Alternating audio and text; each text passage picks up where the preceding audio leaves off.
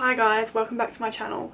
Today, as you can see, I'm doing a nice chilled vibe and just having a little chit chat with you. As you can tell by the title of the video, it is how social media has changed our lives. Because there are a lot of good and bad things about social media.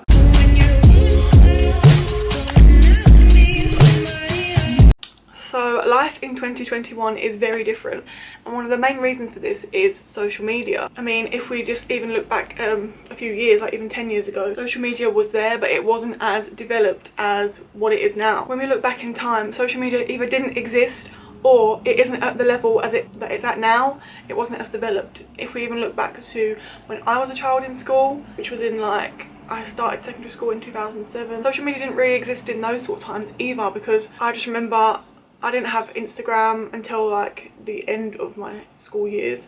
So when you're looking back at year 7 in 2007, I had literally the slowest internet connection ever, and we didn't use Instagram then, I don't think. We didn't use Snapchat, anything like that. So it was very, very different. So the aim of today's video is for me to look at how social media has actually changed our lives. And this isn't necessarily just bad. I want to look at the good and the bad. Really, I do have more bad than good. But if any of you want to weigh in the comments down below, ideas that you have of how social media has changed your lives in a positive way that I haven't mentioned, or even if there's any negative ones I haven't mentioned, don't forget to leave a comment down below, because I would be interested to actually have a conversation about this. First good thing that I like to mention is that social media allows us to connect with people all over the world. Like, even for example with me on Facebook, I have the opportunity to connect with family members that don't live in my area, that I don't see or anything like that. So it's nice to know what's going on in each other's lives. Even if we don't necessarily talk, they can see posts of updates of things that I'm achieving and things that I'm doing in my life, and I can see what they're doing. So it's very nice in that respect. And if you want to keep that close relationship where you talk all the time, then you can. Also, it allows us to make new friends. You can literally meet anyone on the internet. I mean, you go onto Instagram, you can connect with anyone. YouTube, you can interact with creators. It is a really good way for communication. Also, social media is great as a lot of people are able to use it as a creative outlet. For example, with YouTube even, people are able to create videos how they want to, edit them how they want to, just display themselves, be themselves. And that is one reason why I love YouTube, is because every single person is an individual and can put something out there that is authentic to themselves. And that's what I love. I love the fact that now that I'm doing YouTube, I actually have a hobby, because I've always had a creative side, but I didn't know where to put it. And also with Instagram, I see so many people create, like I could never do this, making creative posts where they'll edit it, not necessarily editing their image, but where they'll sort of, I don't know what you call them, where they've got the text and the borders and the nice little picture, and they edit with different tones and backgrounds that make it look pretty, display all their outfits and stuff on their feed. Or people that do art can display their art. I think it's a great way to display yourself. Also, social media is great for convenience. Like, if I want to look up a recipe, I can hop onto Pinterest, Instagram, YouTube and find that recipe. If I want to get outfit inspiration, bedroom organisation inspiration, anything, it is right there in front of me. And I think for a lot of us, it's taken over our day-to-day life for the convenience of it, because we can go onto a banking app and look at our bank statement. Instead of having to pick up the phone, we can just call someone through WhatsApp, FaceTime. You know, I don't know if they count as social medias, but it's the same sort of thing. So something that's now engraved in our everyday life, and a lot of us don't even realise how involved in it that we actually are. Positive messages and campaigns can be heard a lot easier. It's a lot easier to spread a message about something.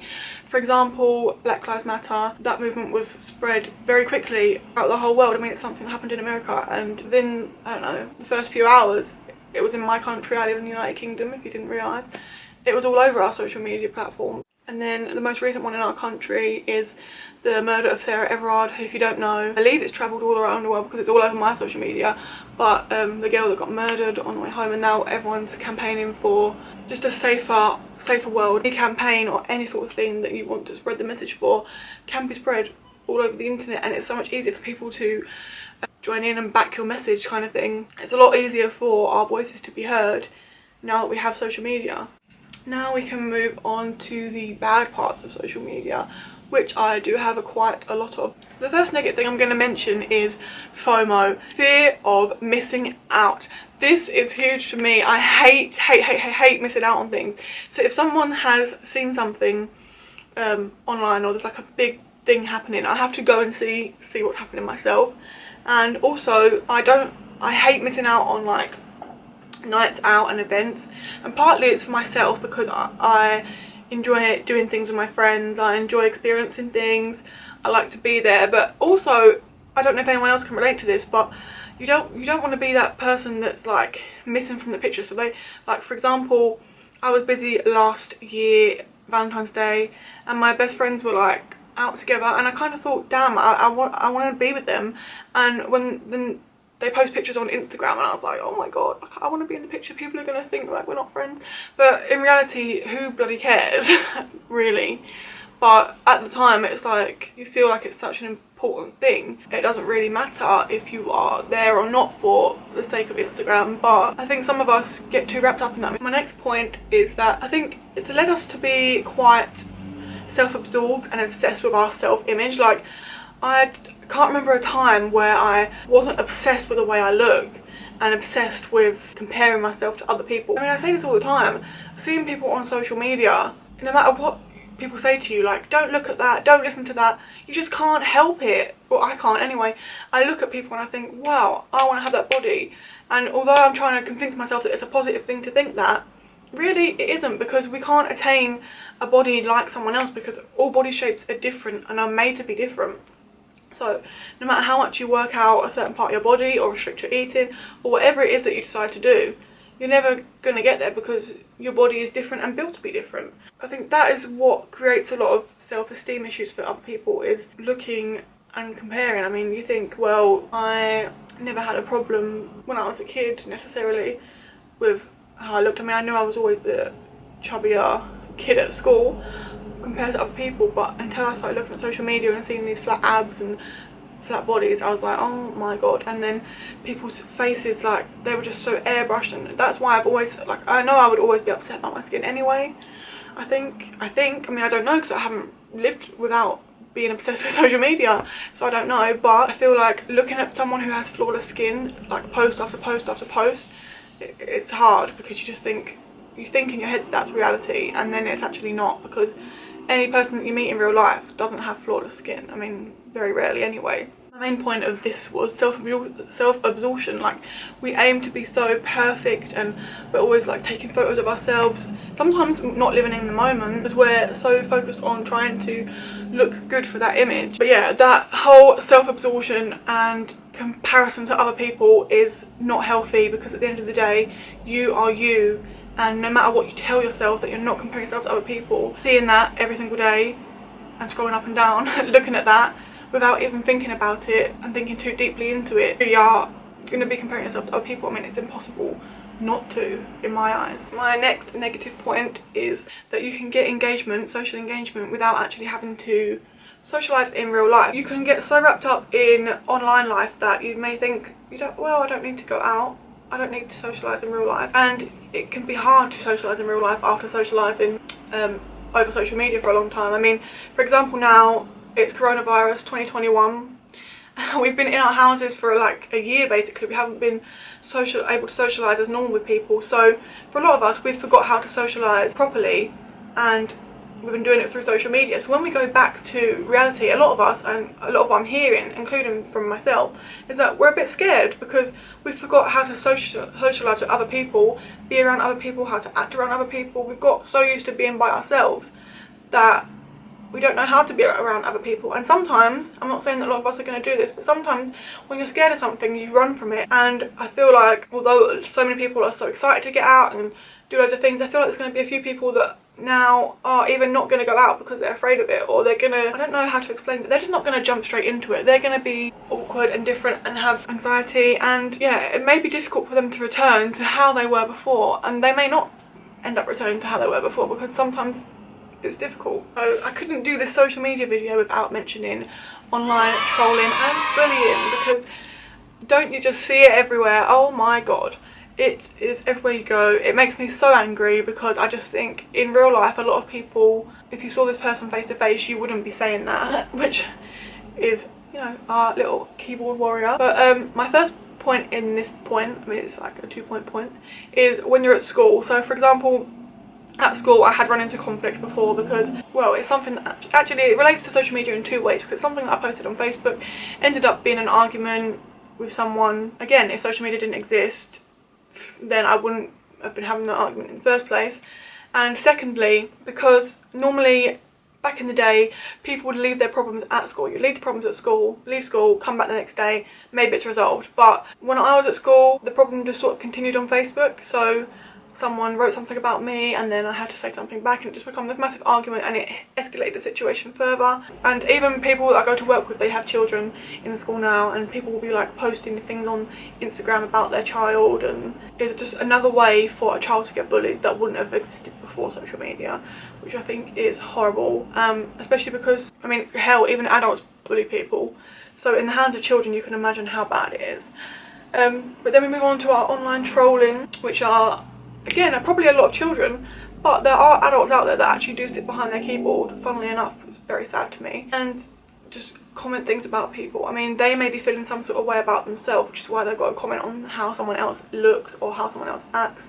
I mean, people sort of comment about everything now. You can say one little thing out of line, well, not even out of line, it's just their opinion, but someone else has a different opinion to you and they will attack you, and then they will lead other people to believe that they should attack you for that as well. And adding on to what I said about the bullying, we'll talk about the Caroline Flack movement. For those of you who don't live in the UK, you probably don't really know about it, but basically Caroline Flack was a presenter in the UK. She presented Love Island and loads of other things before. And basically there was a lot of media coverage, I think the end of 2019, beginning of 2020, around her.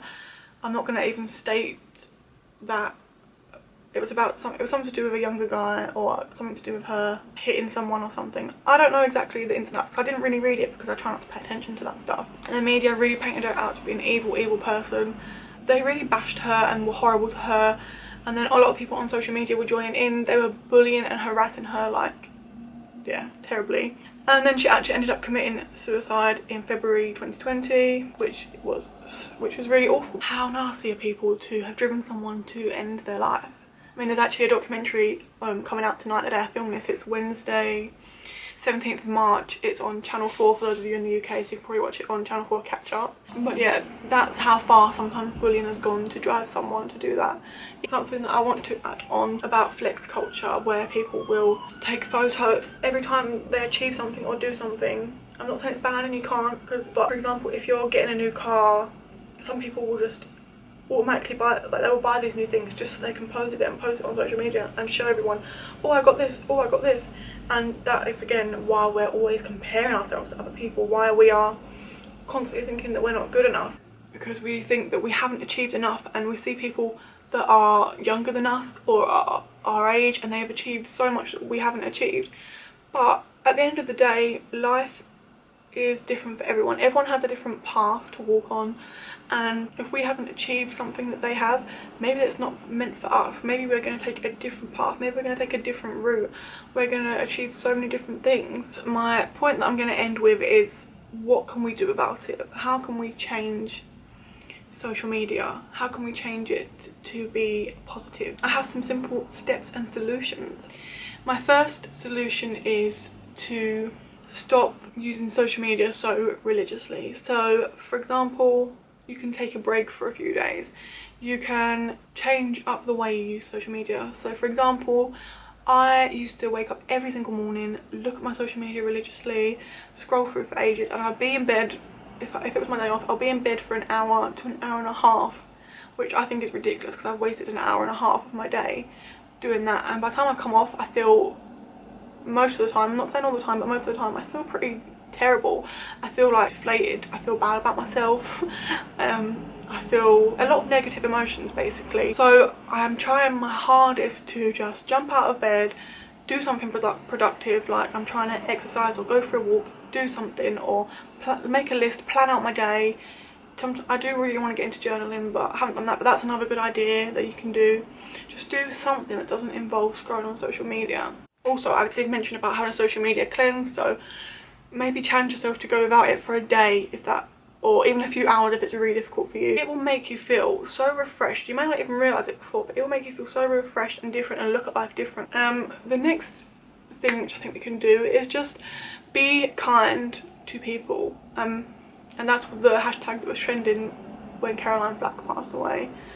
And it gained a lot of media attention. And I think a lot of people were looking at it at that time and were like, yeah, we can do that. And now I mean, I don't know why it's so difficult for people. I don't know if it's like jealousy. I think it all in my mind tangles into one thing, because like I said, people are looking and comparing, and they're realising they're not like that, and then they're leaving a comment because they're jealous about it. Be nicer to people, and if you don't have anything nice to say, don't comment.